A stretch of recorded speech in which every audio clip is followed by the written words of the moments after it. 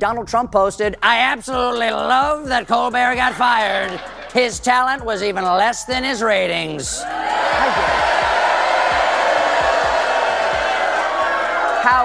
How dare you, sir? Would an untalented man be able to compose the following satirical witticism? Go yourself. Fuck yourself!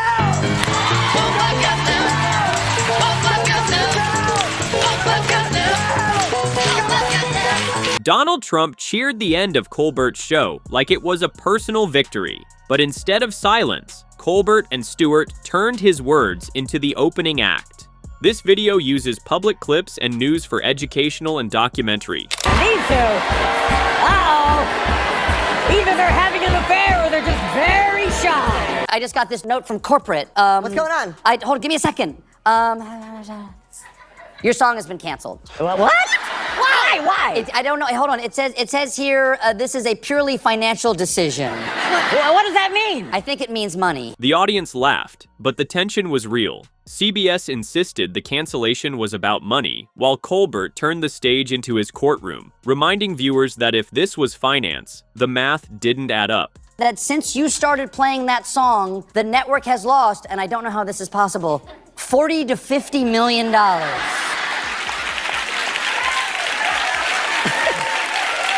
That's impossible. That song was a #1 song. Colbert doesn't waste time sugarcoating it. CBS may have pulled the plug on his show, but they forgot to pull the mic out of his hand. It sunk in that they're killing off our show, but they made one mistake. They left me alive. And now for the next 10 months, the gloves are off. I can finally speak unvarnished truth to power and say what I really think about Donald Trump, starting right now. I don't care for him. And if they left him alive, the least we can do is keep him loud hit subscribe and watch him swing while he still can. Somebody at CBS followed up their gracious press release with a gracious anonymous leak saying they pulled the plug on our show because of losses pegged between $40 million and $50 million a year. 40 million's a big number. I could see us losing $24 million, but where would Paramount have possibly spent the other $16 million? Oh, yeah. Oh, yeah. I'll call you like that.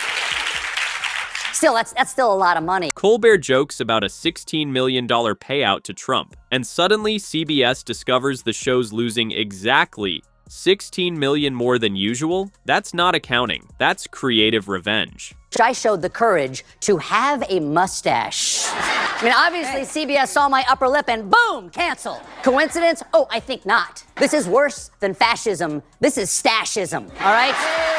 That's why the Pringles guy lost his show. They clarified that the cancellation was purely a financial decision. But how could it purely be a financial decision if The Late Show is #1 in ratings? A lot of folks... If The Late Show is #1 in ratings, he asks, how can CBS claim this is purely about money?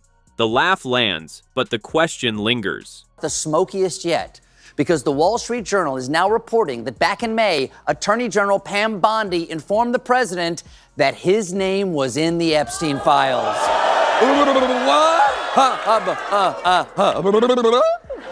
But he said he hardly knew the guy. He's in the files. And with that, Colbert makes it clear if Trump wants a fight, he's ready to swing without the gloves. Don't blink. This bout is just getting started, and you'll want to see exactly how Trump gets knocked out. Now Colbert handed it to Jon Stewart, and watched the stage erupt. Stephen has been canceled for purely financial reasons.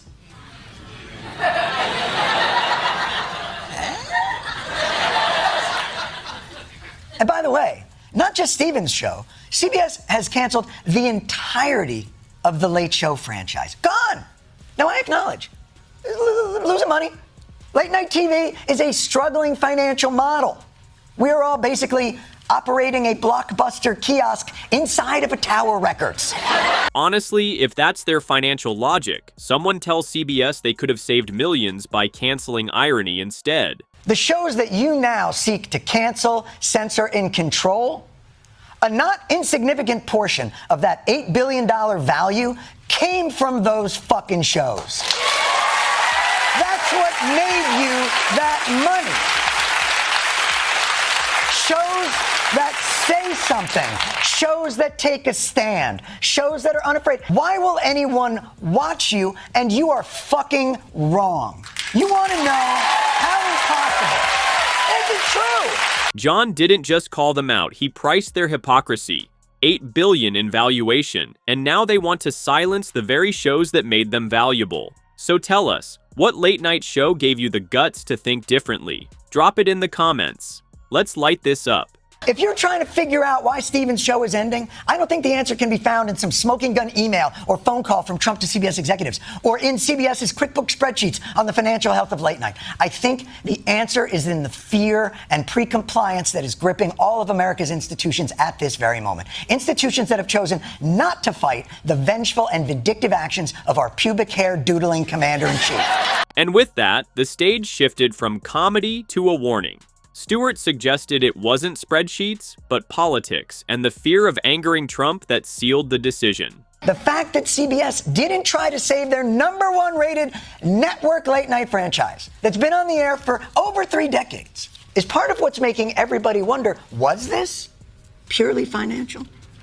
Or maybe the path of least resistance for your $8 billion merger? Was killing a show that you know rankled a fragile and vengeful president, so insecure, suffering terribly from a case of chronic penis insufficiency? Terrible disease. The terrible disease. The audience laughed, but the message landed.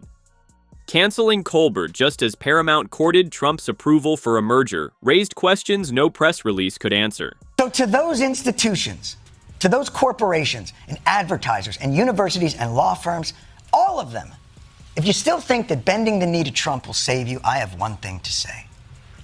I know you're scared.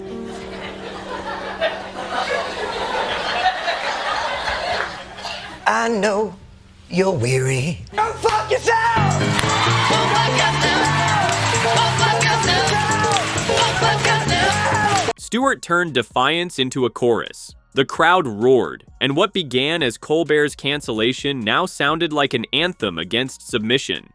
And I don't know that it's purely political. It could be.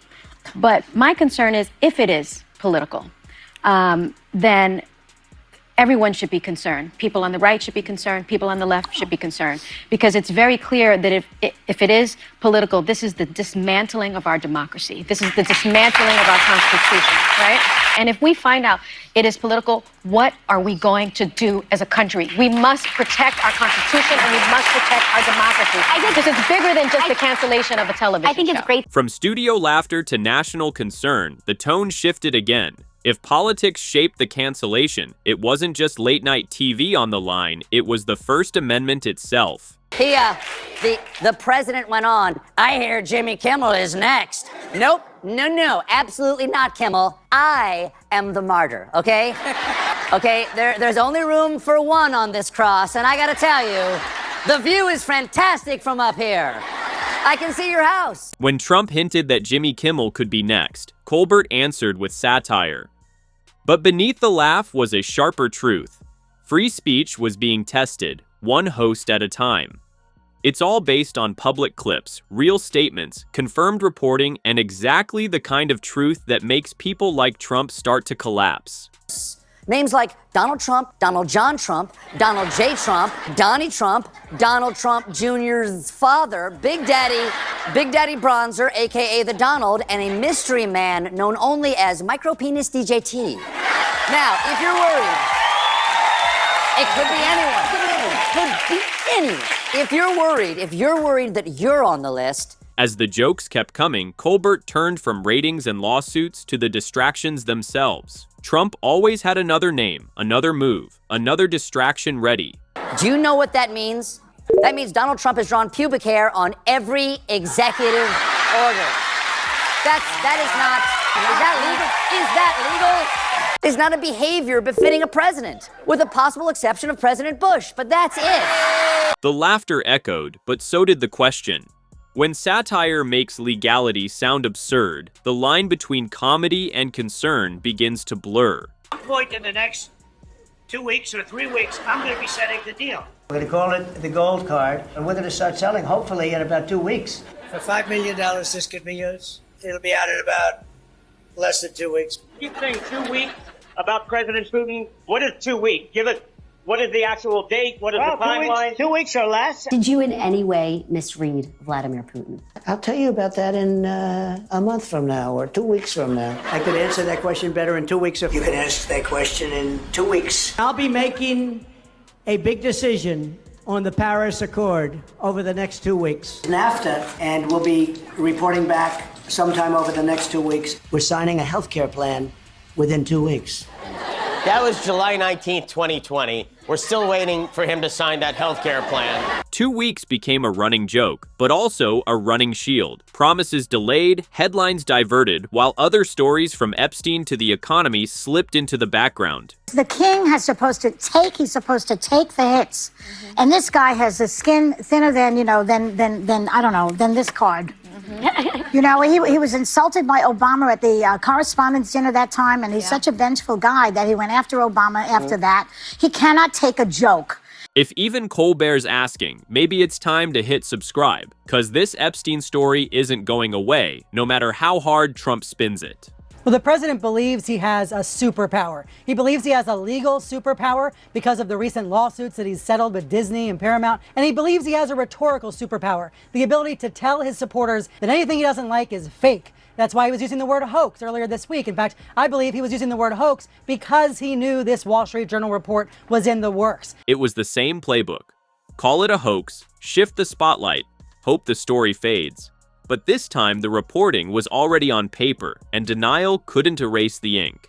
The problem, however, is that in this case, that rhetorical superpower doesn't really work very well because the Wall Street Journal story includes kind of both damning, you might say, but also just uncomfortable, right? Embarrassing details. These quotes make people's skin kind of crawl, and I'm sure anti-Trump folks are already going to print them on bumper stickers. So rhetorically, he's weak. And then on the legal front, his claim about a lawsuit, yes, he was able to sue CBS and get some money for his library. But in this case, a lawsuit's not going to change what has already been published. And this is one of those cases where he simply does not have a strong legal case against the Journal or Murdoch, Caitlin. The crowd laughed at Colbert, but reporters spelled out the stakes. Legally, the Epstein story wouldn't vanish. Politically, the numbers told their own story. So the president says things are great. What do the voters say? No, I think is the answer. 6 months in, the rules of political gravity absolutely apply to Donald Trump, and the USS Donald Trump is taking on a lot of water. What are we talking about? Trump's net approval rating. Look, he started off back in January +6 points on the net approval rating, -3 in March, -7 in May, and now he's at a term too low at -11 points. His net approval rating has dropped nearly 20 points in the aggregate since the beginning of his presidency. The American people do not like what they're seeing, and Donald Trump's administration is in a ton of trouble at this point in the minds of the American voters. From comedy stages to poll numbers, the theme was the same. Hoax could stall a headline, but not the tide. Disapprove of him on all of the issues. He's underwater on all the major issues of the day. Trump's net approval rating on all the major issues, -5 points in immigration, his best issue. He's underwater. How about the economy? That was what he was elected for. -14 points. How about foreign policy? -14 points. How about trade and those tariff wars? -15 points. And of course, the Epstein case, the lowest of the bunch, -37 points. 37 points below water. My goodness gracious. On every single issue, Donald Trump is below water on all the major ones. They're all dragging him down. No matter, it seems, what Donald Trump does, the American people do not like. At this point, Trump isn't just underwater. He's building condos down there. -5 on immigration, that's his best issue. -14 on the economy, that's the whole sales pitch. And Epstein, -37. It seems to me that Donald Trump is about 40 points lower than the average president at this particular point. He has the second worst net approval rating at this point. He is underwater on all the major issues of the day. The bottom line is 6 months into this administration, I think that most Americans would apply the word or words disaster, terrible, awful, horrible. With the economy sinking, approval collapsing, and Epstein looming, Trump's distractions only underlined the weight dragging him down. We're supporting you. Yes. Yeah, we got We you. love you. The words from Whoopi weren't just comfort for Colbert. They echoed the larger story that began with Trump's celebration and ended with a question about free speech itself. This was never just the end of a late-night show. It was a reminder of how fragile the space for satire becomes when power decides who gets to keep the mic. It started with a post from Trump celebrating Colbert's cancellation as if it were a personal win. But what followed Colbert's defiance, Stewart's chorus, CNN's reporting, and warnings from voices like Sunny Hostin showed this was never just about ratings or one television show. It was about whether satire can survive when politics and power collide with free expression. And in that clash, the laughs and the gasps carried the same weight. A reminder that democracy works best when no one holds the mute button. This video features commentary based on publicly aired segments from Stephen Colbert and verified media coverage involving Donald Trump. All references are drawn from public sources. No private or speculative information is included. The content fully complies with YouTube's community guidelines and fair use policy, intended for public commentary, media critique, and political analysis. If this offered insight or perspective, feel free to subscribe for more. Thanks for watching.